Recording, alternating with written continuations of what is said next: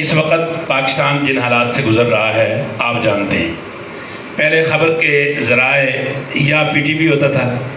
یا اخبارات ہوتے تھے، اور خبر کو لوگوں تک پہنچنے میں کئی گھنٹے لگتے تھے،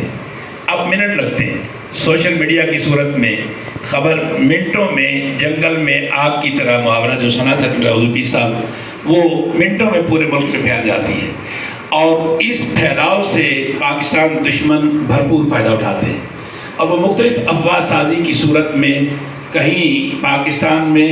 امت کو باہم لڑانے میں اپنا رول ادا کرتے ہیں، کہیں پاکستانی قوم اور نیشن کو لڑانے میں اپنا کردار ادا کرتے ہیں۔ چونکہ پاکستان دنیا اسلام کی واحد ایٹمی ایک ریاست ہے، اور واحد یہ ملک ہے جہاں حرمت قرآن ہو یا حرمت رسول ہو یا حرمت دین ہو، جان نچھاور کرنے کے لیے لاکھوں نہیں کروڑوں انسان سر بکفن ہو کر سڑکوں پر نکل آتے ہیں۔ اس جمیل خان صاحب اس جذباتی اور عشق مصطفیٰ اور عشق خدا پر مبنی زندگی سے بہت سارے لوگ ناجائز فائدہ اٹھانے کے لیے وقتاً فوقتاً اس ملک کے اندر کوئی نہ کوئی بحران پیدا کیے رکھتے ہیں۔ جب بھی اس ملک کی معیشت سر اٹھانے لگتی ہے آغا جی، تبھی اس ملک کے اندر دو طرح کے بحران پیدا کیے جاتے ہیں، یا سیاسی بحران کھڑا کر دیا جاتا ہے یا مذہبی انتشار پیدا کر دیا جاتا ہے، تاکہ بیرون ممالک آنے والے انویسٹر مایوس ہو جائیں کہ جس ملک کے اندر جان محفوظ نہیں وہاں مال کیسے محفوظ ہو سکتا ہے۔ اور شاید بہت سارے بحرانوں کی وجہ بھی یہی ہے۔ اب پچھلے دنوں سے جو جس طرح پے در پے مسیحیوں کے متعلق واقعات رونما ہو رہے ہیں، اور آج اس اتحاد امت سیمینار میں پاسٹر آصف صاحب اور دیگر چرچز کے پادری صاحبان بھی آغا صاحب آپ کے ساتھ شریک ہیں، یقیناً وہ ایک داد رسی کے لیے درخواست لے کر آئے ہیں کہ اب تو پولیس نے بھی ثابت کر دیا ہے کہ سرگودا کا جو وقوع ہے وہ دو فیملیوں کا باہم تنازع تھا، اور ان دونوں نے چند دن پہلے بھی ایک دوسرے کے خلاف تھانے میں اپیلیں اور درخواستیں دی ہوئی تھیں۔ اس کے بعد آنن فانن قرآن پاک کے جرے اوراق لے کے آنا، اور یقیناً 295 سی اس ملک کے اندر بنائی کہ آغا جی اس لیے گئی تھی کہ لوگ ذاتی طور پر کوئی نہ کوئی عذر بہانہ بنا کر قتل ناحق نہ کرے،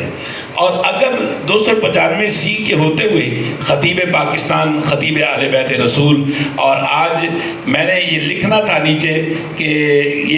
یہ آج کی تقریب امام خمینی ٹرسٹ کے زیر اہتمام ہو رہی ہے، مگر اس نیت سے نہیں لکھا کہ یہ میسج زیادہ اچھا جائے گا کہ یہ اہل سنت کی طرف سے امام کبیر، امام رہبر انقلاب اسلامی امام خمینی صاحب کے اعزاز اور ان کی یاد میں منعقد ہو رہی ہے۔ در پردہ اس تقریب کا سارا سہرا جو ہے وہ آغا جی کے سر ہے۔ اور جہاں تک بات ہے، میں نے سرگودا کی عرض کر رہا تھا آپ کو، اب یہ کیا بات ہے کہ 1933 کیس ہیں پاکستان میں 295 سی کے، 1933 آپ نیٹ پہ جا کر سرچ کر سکتے ہیں۔ سب سے زیادہ کیس مسلمانوں نے مسلمانوں کے خلاف کروائے ہوئے، اور دوسرے نمبر پر دوسرے اقلیتی مذاہب سے یا فرقوں سے تعلق رکھتے ہیں، مگر بہت کم کیسز ہیں جو مسیحیوں کے خلاف ہیں۔ مگر جب بھی کوئی مسیحیوں کے حوالے سے کیس آتا ہے تو فوراً ان کے چرچز کو آگ لگا دی جاتی ہے، ان کے گھروں کو آگ لگا دی جاتی ہے، جبکہ دیگر جن لوگوں کے خلاف 295 سی ہوا ہے وہاں ایسا کیوں نہیں کیا جاتا؟ اس لیے نہیں کیا جاتا کہ ان کا انفرادی کردار ہے، اور مسیحی کمیونٹی کا اس پاکستان کے لیے اجتماعی کردار ہے۔ اگر یہ آپ حیران ہوں گے، میں نے بشپ فضیلت مآب آرچ بشپ سبسٹین شاہ صاحب سے پوچھا، میں نے کہا آپ اس سکول کو لیڈ کر رہے ہیں تو آپ کے کتنے سکول ہیں؟ تو پیر جی انہوں نے بتایا کہ کیتھولک سکول جو ہے وہ 350 سکول ہے، پشاور سے لے کر ساحل سمندر تک، اور بولان سے لے کر واگا بارڈر تک۔ میں نے کہا آپ کے پاس کمپیوٹر آج کا ریکارڈ تو موجود ہے، کتنے بچے ہیں؟ تو بشپ صاحب نے بتایا کہ 3.5 لاکھ بچہ ہمارے سکولوں میں پڑھ رہا ہے، اور انہوں نے بتایا جی صرف 25,000 مسیحی بچے ہیں، 3.25 لاکھ ہم مسلمان بچوں کی مستقبل سنبھال رہے ہیں۔ اب اس لیے بھی آپ ہیلتھ میں چلے جائیے تو 80% بچیاں جو نرسنگ سٹاف ہیں وہ مسیحی ہیں۔ شاید اس لیے تو نہیں کہ ان کے گھروں کو آگ لگائی جاتی، تاکہ پاکستان ہیلتھ اور ایجوکیشن میں پھر اسی طرح بحرانوں کا شکار ہو جائے، اور پاکستان ایک کھنڈر اور ویرانی کی صورت میں ہو۔ اور 295 سی کے ہوتے ہوئے پھر اگر کوئی قانون ہاتھ میں لیتا ہے تو یقیناً وہ پاکستان کے آئین کی غداری کرتا ہے۔